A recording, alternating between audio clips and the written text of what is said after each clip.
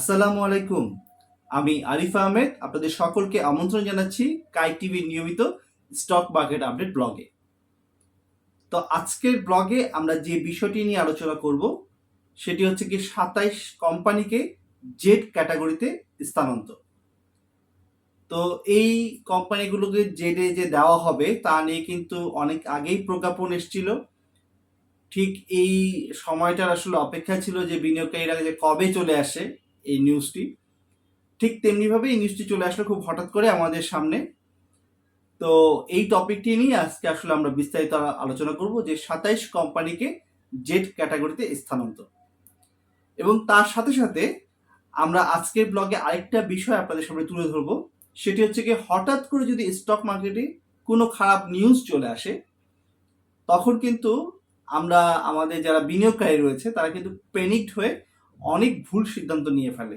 আসলে ঠিক এই সময়টায় বিনিয়োগকারীদের কি সিদ্ধান্ত নেওয়া উচিত, কি আচরণ করা উচিত, এটি একটা খুব ভালো খবর আসুক অথবা একটা খুব খারাপ খবর আসুক, এই দুই ক্ষেত্রেই কিন্তু প্রযোজ্য।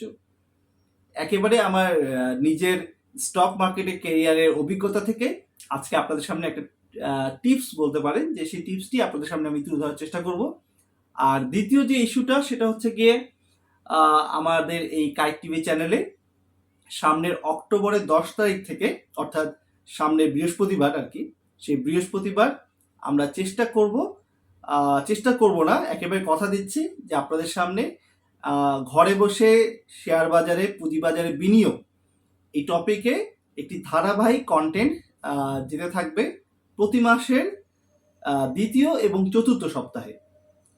এতে আপনারা একেবারেই জাস্ট ঘরে বসে কীভাবে আপনার ব্রোকার হাউসে অ্যাকাউন্ট খোলা থেকে শুরু করে ওএমএস ট্রেডিংয়ের মাধ্যমে আপনারা ঘরে বসে ট্রেড করতে পারবেন। একেবারে ট্রেডাররা যেভাবে ট্রেড করে ঠিক সেইভাবে ট্রেড করতে পারবেন ডিটেলস, এবং পরবর্তীতে একেবারে আসলে টেকনিক্যাল অ্যানালিসিসের যেসব পার্টগুলো রয়েছে ওএমএস এর মাধ্যমে সেগুলো আপনাদের সামনে তুলে ধরা হবে।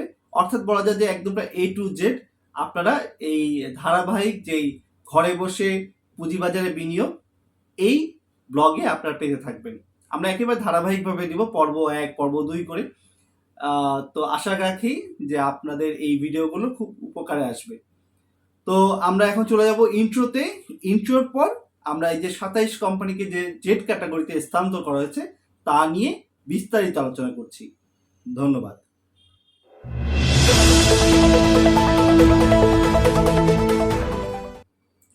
অসংখ্য ধন্যবাদ আমার ইউটিউব চ্যানেল অথবা আমার ফেসবুক পেজ কাই টিভিতে আসার জন্য।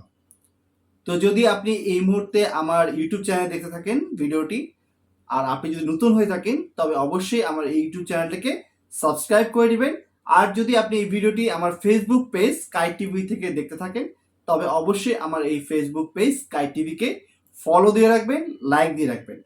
আর বরাবরের মতন সেই সুযোগটি তো থাকছেই, স্ক্রিনে দেওয়া একটি হোয়াটসঅ্যাপ নাম্বারে এই মুহূর্তে আপনারা দেখতে পাচ্ছেন, সেই হোয়াটসঅ্যাপ নাম্বারে আপনি আমার সাথে সরাসরি যোগাযোগ করতে পারেন স্টক মার্কেট রিলেটেড যে কোনো ইস্যু নিয়ে। তবে অবশ্যই অনুরোধ থাকবে হোয়াটসঅ্যাপে মেসেজের মাধ্যমে যোগাযোগ করার। তো আমরা একেবারে মূল টপিকে চলে যাই, সেটি হচ্ছে কি 27 কোম্পানিকে জেড ক্যাটাগরিতে স্থানান্তর। শেয়ার বাজারে তালিকাভুক্ত 27 কোম্পানির ক্যাটাগরি পরিবর্তন করে জেড ক্যাটাগরিতে স্থানান্তর করা হয়েছে। আগামী 26 সেপ্টেম্বর বৃহস্পতিবার থেকে কোম্পানিগুলোর লেনদেন জেড ক্যাটাগরিতে হবে। অর্থাৎ আজ তো হচ্ছে গিয়ে 25 সেপ্টেম্বর, অর্থাৎ ঠিক আগামীকালই কিন্তু বৃহস্পতিবার থেকে এই জেড ক্যাটাগরিতে স্থানান্তর করা হচ্ছে। জেড ক্যাটাগরিতে ট্রেড হবে মূল কথা। বৃহস্পতিবার 25 September Dhaka stock exchange DSC সূত্রে এ তথ্য জানা গেছে। এখন আসুন আমরা জেনে নিই যে কোন কোন কোম্পানিগুলো জেড ক্যাটাগরিতে স্থানান্তর হলো। Associate Oxygen, Indo Bangla Pharma, Beach Hatchery, Desh Garments, Advance Pharma, Khulna Power, Pacific Denim, Fortune Shoe, Energypac Power Generation, DFS Thread Dyeing, Shepherd, SK Trims, Lubref Bangladesh, Libra Infusion, Western Marine, Shipyard, Phoenix Finance, Olympic Accessories, National Tube, National Bank, Miracle Industry, GSP Finance, Far Chemical, Central Pharma, BD Thai, Bay Leasing, Atlas Bangladesh এবং Unlima Yarn. কোম্পানিগুলোকে A ও B category থেকে Z ক্যাটাগরিতে স্থানান্তর করেছে Dhaka stock exchange DSE. জানা গেছে securities আইন লঙ্ঘন করায় এই কোম্পানিগুলোকে নিয়ন্ত্রণ সংস্থা Bangladesh Securities and Exchange Commission বিএসইসির নির্দেশে জেড ক্যাটাগরিতে স্থানান্তর করেছে ঢাকা স্টক এক্সচেঞ্জ। এর আগে গত মেতে এক নির্দেশনা জারি করে বিএসইসি। সেই নির্দেশনায় বলা হয় যে তালিকাভুক্ত কোনো কোম্পানির শেষ লভ্যাংশ ঘোষণার তারিখ থেকে বা স্টক এক্সচেঞ্জের তালিকাভুক্ত তারিখের থেকে পরপর 2 বছর যদি কোনো লভ্যাংশ ঘোষণা করতে ব্যর্থ হয় তবে তাকে জেড ক্যাটাগরিতে স্থানান্তর করা হবে। ঢাকা স্টক এক্সচেঞ্জ ডিএসই নির্দেশনায় মোতাবেক কোম্পানিগুলোকে জেড ক্যাটাগরিতে স্থানান্তর করেছে। তো এই তো ছিল মূল যে আসলে খবরটি, যে 27টি কোম্পানিকে জেডে দেওয়া হয়েছে, যা কার্যকর হচ্ছে আগামীকাল থেকে, অর্থাৎ এই এই এই সপ্তাহের একেবারে শেষ দিন বৃহস্পতিবার থেকেই কিন্তু এটা কার্যকর হচ্ছে। তবে এই বিষয়টা নিয়ে কিন্তু অনেক আগেই বলা হয়েছিল, যেমনটি আমরা শুনলাম যে 20 মে থেকে কিন্তু প্রজ্ঞাপনটি এসেছিল BSc Bangladesh security exchange commission থেকে। ঠিক তারই ধারাবাহিকতায় কিন্তু আজ এই নির্দেশটা এলো এবং যেটি কার্যকর হচ্ছে আগামীকাল থেকে। তো ঠিক ইন্ট্রোর আগে যেমনটি বলেছিলাম যে আজকে কিন্তু আপনাদের সাথে একটা আমার স্টক মার্কেট জীবনের একটা বাস্তব অভিজ্ঞতা আপনাদের সামনে তুলে ধরবো। এরকম সময় যখন হঠাৎ করে কোনো একটা খারাপ নিউজ বা কখনো একটা ভালো নিউজ চলে আসে, এটি হতে পারে একদম স্পেসিফিক একটা স্টকের নিউজের ক্ষেত্রে, হতে পারে এটি পুরো মার্কেটের জন্য। তো প্রথম বিষয়টা বলি যে যদি কখনো কোনো খারাপ খবর চলে আসে, আসলে আমি একটা সেমিনারে অংশগ্রহণ করেছিলাম। সেখানে স্টক এক্সচেঞ্জের একজন ঊর্ধ্বতন কর্মকর্তার সাথে আমার কথা বলার সুযোগ হয়েছিল। তখন আমি তাকে জিজ্ঞেস করেছিলাম যে স্যার, অনেক সময় হয় যে একটা স্টকের প্রাইস দেখা যায় যে অনেক আগে থেকে পড়তে পড়তে যখন দেখা গেল একটা কোনো খারাপ খবর আসলো সেই স্টকটাকে নিয়ে, হতে পারে সেটা ইপিএস খারাপ এসছে, হতে পারে যে তার ডিভিডেন্ড খারাপ দিয়েছে, আবার হতে পারে যে ঠিক এরকম একটা পর্যায়ে যে তাকে ক্যাটাগরি চেঞ্জ করে জেডে নিয়ে আসা হয়েছে। তো এরকম যখন নিউজটা আসে তখন দেখা যায় যে সেই স্টকটা আগে তো পড়ছিলই, তো পড়তে পড়তে এমন একটা জায়গায় যখন নিউজটা আসে তখন থেকে কিন্তু সেই স্টকটা আবার দেখা যায় যে ওর প্রাইসটা আবার কিন্তু গেইন করা শুরু করে, অর্থাৎ উপরের দিকে উঠতে শুরু করে। তো এমনটা কেন হয়?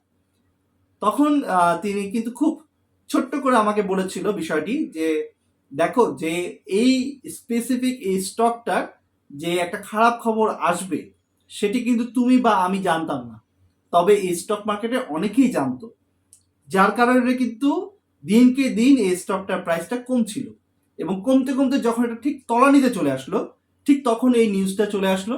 অর্থাৎ নিউজ যখন চলে এসছে তখন কিন্তু খারাপ খবর আর কিছু নেই, খারাপ যে খবরটা ছিল সেই খবরটা অলরেডি চলে এসছে মার্কেটে। তখন কি হয়, সেই স্টকটা সেখান থেকে না পড়ে বরঞ্চ সেখান থেকে উপরের দিকে উঠা শুরু করে দেয়। ঠিক তেমনটি কিন্তু আসলে আমাদের স্টক মার্কেটে অনেকবার হয়েছে। আপনারা যদি খেয়াল করেন, যারা আসলে স্টক মার্কেটে অনেকদিন ধরে রয়েছেন তারা কিন্তু যদি একটু খেয়াল করেন তবে দেখবেন যে এই জিনিসটাই হচ্ছে প্রতিনিয়ত। ঠিক তেমনিভাবে যখন একটা কোনো ভালো নিউজ আসে, দেখবেন কোম্পানির ইপিএস ভালো এসছে, ডিভিডেন্ড ভালো দিয়েছে, তখন দেখবেন যে শেয়ারটা কিন্তু বাড়ে এবং বাড়ার পর যখনই নিউজটা আসে তখনই স্টকটা সেখানে বাড়া স্টপ করে দিয়ে আবার নিম্নমুখী হতে শুরু করে। বিষয়টা একেবারেই সেম, যে যেই ভালো খবরটা আসার কথা ছিল সেই কথাটা কিন্তু অনেকেই জানতো, বিনিয়োগকারীদের মধ্যে অনেক ইনস্টিটিউট জানতো, যার কারণে কিন্তু সেটা রিফ্লেক্টটা হয়েছিল সেই স্টকের প্রাইসে, দিনকে দিন বাড়ছিল। তো যখন ভালো খবরটা চলে আসলো তখন তো হাতে কোনো খবর নেই, তখন কি হয়, তখন সেই স্টকটা ওই জায়গাতেই দাঁড়িয়ে যায় অথবা সেখান থেকে ডিক্লাইন করার সুযোগ, মানে ডিক্লাইন করার একটা কিন্তু সম্ভাবনা থাকে। তো এই টিপসটা আমি আমার স্টক মার্কেট লাইফে অনেকবার ব্যবহার করে অনেক উপকৃত হয়েছি। তো এই কারণে আসলে আপনাদের সকলের সাথে শেয়ার করলাম। তো আশা করি যে আমি যেমন উপকৃত হয়েছি, ঠিক তেমনিভাবে যদি আপনারাও যদি উপকৃত হন, তবে এটাই হচ্ছে কি আমার আসলে আপনাদের সাথে শেয়ার করার সার্থকতা হবে। তো এই নিউজটা আপনাদের সামনে একটু তুলে ধরলাম। তো আশা রাখি আমাদের পুঁজিবাজারে যারা বিনিয়োগকারী রয়েছেন, তারা ঠিক এমনিভাবে একটু ধৈর্যশীল হয়ে, একটু মাথা খাটিয়ে চিন্তা করে, আসলে হুটহাট করে কোনো সিদ্ধান্ত না নিয়ে একটু সময় দিয়ে সিদ্ধান্ত নেবেন, তবে অবশ্যই আপনার সিদ্ধান্তটি সঠিক হয়ে প্রমাণিত হবে। তো আজকে এখানে আমাদের এই ব্লগটি শেষ করছি। ইনশাল্লাহ খুব অল্প সময়ের মধ্যে আবার আপনাদের সাথে দেখা হচ্ছে স্টক মার্কেট রিলেটেড যে কোনো আপডেট নিউজ নিয়ে। ততক্ষণ ভালো থাকবেন, সুস্থ থাকবেন, আর অবশ্যই আমার জন্য এবং আমার পরিবারের জন্য দোয়া করবেন। আল্লাহ হাফেজ।